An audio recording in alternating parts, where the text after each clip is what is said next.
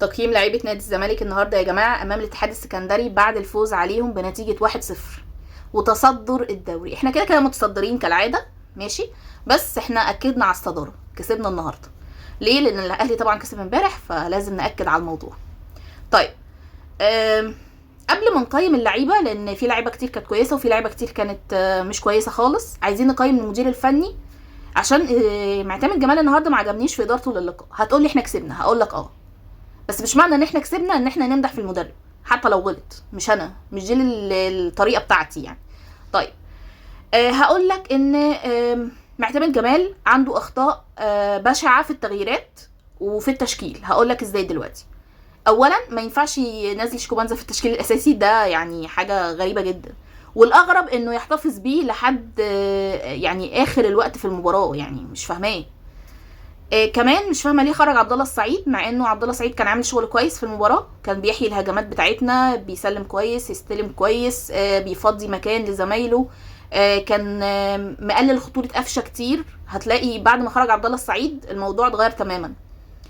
فمعتمد جمال النهارده ممكن اديله 5 مثلا. طيب، عايزه اقول لك النهارده حارس مرمى نادي الزمالك تألق غير عادي، وصد كورتين غيروا مسار اللقاء خالص بصراحه. فعايزين ننصف مهدي سليمان شويه. لما بيكون كويس انا بقول كويس. على فكره انا يعني بحب فكره ان كل واحد ياخد حقه، كل مباراه بمباراه. يعني ما تقوليش ان ده كويس على طول، مفيش حد كويس على طول. فالمهدي سليمان النهارده ممكن نديله 9.5 من 10.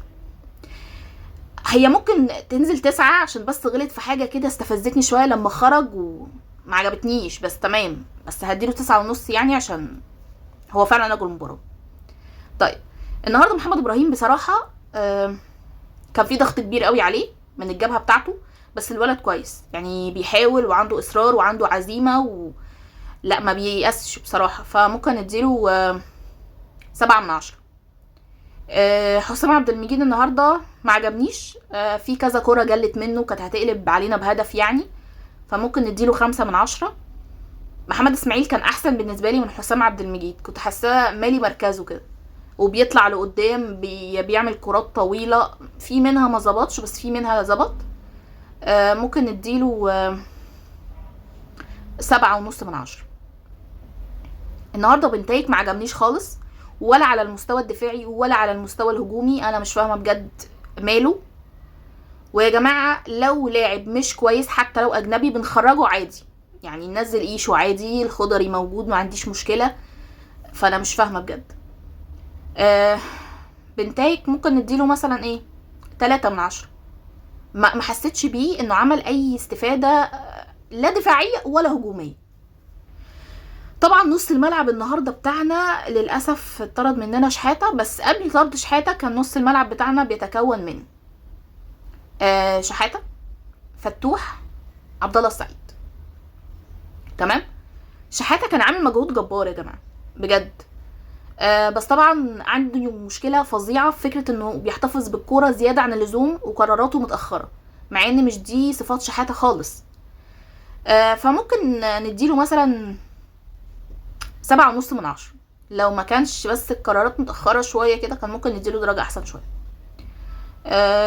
طيب، فتوح عمل اسيست تحفة. فتوح عامة لمسته مختلف عن أي حد يا جماعة، أي حد. ففتوح 8 من 10. عبد الله السعيد كان كويس والله، ومش فاهمة هو خرج ليه. طيب، ممكن ندي عبد الله 7. النهارده اخوان بزيرة كان كويس وكان عاجبني، مش عشان تحركاته الهجوميه بس، لا، عجبني فكره ان بزيرة كمان يا جماعه عنده دلوقتي روح ان هو بينزل يدافع. انت متخيل الموضوع؟ مع ان يعني بزيرة في الاول اللي متابع كويس هيعرف ان بزيرة اول ما جالنا ما كانش بينزل يدافع خالص، صحراء ماشي. لا، عجبني دلوقتي بينزل يدافع وبيحاول وبيقطع الكوره وبتاع. لا لا لا لا، الموضوع اختلف تماما. وبينزل يستلم تحت، يعني مثلا من نص الملعب ورا من الدفاع، بينزل وياخد الكرة هو اللي يطلع بيها. لا يعني عجبني فكرة التطور، اللاعب ده بتعجبني قوي ولازم نشيد بيها. طيب، ممكن ندي بزيرة النهاردة، هو استفزني بس في كام كورة كده بس ماشي، ممكن نديله 8 من 10. شيكو بنزا يعني سيء سيء، يعني كلمة سيء دي انا نفسي اقول كلمة اوحش من كده بس مش هينفع، يعني وحش قوي، فاشل يعني. فشيكو بنزا صفر صفر، يعني ما اقولكش، ما فيش حد يناقشني في شيكو بنزا بالذات. طيب ناصر منسي الاسطورة، محدش بيقيمه، معروفة بس لازم نقيمه برضو. ناصر 9/10، جاب هدف انقذك النهارده. وعلى فكره اي مهاجم مكانه غالبا بنسبه 95% كان هيقع في مصيده التسلل، وهما كانوا بيتلككوا لنا على فكره عشان تبقى فاهم. الهدف ده قعد يتراجع ويتراجع كتير، بس ناصر كان ذكي جدا في تحركه، ذكي جدا وهو بيحط الكوره. هدف تحفه ولا اروع. وعجبني فكره ان ناصر رجع للتهديف. ناصر كان بيهدف وكل حاجه، بس بقاله كتير كده بيعمل اسيستات اكتر. عجبني ان هو رجع للتهديف برضه عشان ينافس على هدافين الدوري، عشان يبقى عندنا عدي وناصر الاتنين بينافسوا. تمام. طيب ممكن ندي ناصر 9/10 عشان كمان بينزل يقطع كوره، بينزل يحاول، بينزل يدافع. لا انا شفته في الملعب كله تقريبا. ناصر لا بيكل ولا بيمل بصراحه. طبعا البدلاء النهارده احنا عملنا 5 تبديلات يا جماعه، وطبعا في منهم تبديل اضطراري لان احنا اتطرد مننا شحاته. طيب شحاته لما اتطرد تحس ان الدنيا اتدربكت شويه، يمكن ده اللي تسبب في غلط معتمد، بس برضو ده ما يشفعلوش فكره انه سايب شيكو بنزا في الملعب كل ده، استحاله. طيب طبعا شحاته لما اتطرد احمد ربيع نزل وخرج عبد الله السعيد. انا كنت بشوف انه ينزل احمد ربيع بس تخرج شيكو بنزا. تمام، يبقى انت بدلت واحد بنص الملعب وخرجت شيكو بنزا اللي كده كده ما فيش منه فايده في الهجوم، انت ما خسرتش حاجه. طيب احمد ربيع مش عارفه ليه ما حبيتش فكره، يعني بص هو كان بينزل يدافع، عجبني فكره ان هو بينزل يدافع وهتلاقيه في منطقه الجزاء وهتلاقيه بيغطي كمان مع بنتايك. لا هو بينزل يدافع وبيغطي والله، بس انا ما عجبنيش فكره ان هو القدام بقى، النقل القدام، نقل الكره ده ما عجبنيش. فممكن نديله 5، بس ان شاء الله يعني يتطور في الماتشات اللي جايه عشان هو برضو لسه بادئ يرجع يا جماعه. طيب عدي نزل وكان عاجبني قوي فكره ان هو بيعدي عادي وياخد الكره بسهوله كده، يعني ايه ده، لا حلوه. طبعا هو ضيع كوره كالعاده، بس ده العادي من عدي، يعني مش متضايقه، ده العادي بتاعه، مش متفاجئه برضو. ممكن ندي عدي 7. طيب محمد السيد نزل ما حسيتش بيه، يعني ما عملش اللي انا منتظراه، ممكن نديله 5.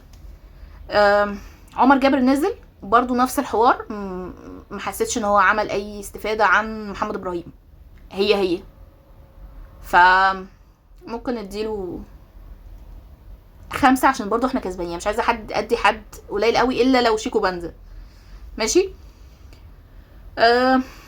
في حد تاني نزل انا ناسيه. طيب ادم كايد، عودا حميدا لادم كايد يا جماعه.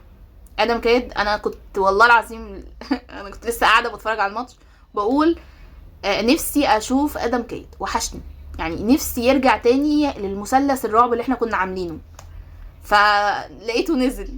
فعودا حميدا لادم كايد. ما يعني هو نزل عمل اللي عليه وكل حاجه، بس طبعا لسه راجع من اصابه، فمش عايزين نقيمه اصلا، عايزين كده ايه ان شاء الله يبقى تطور اكتر الماتشات اللي جايه. مبروك على 3 نقط، اخيرا كسبنا الاتحاد.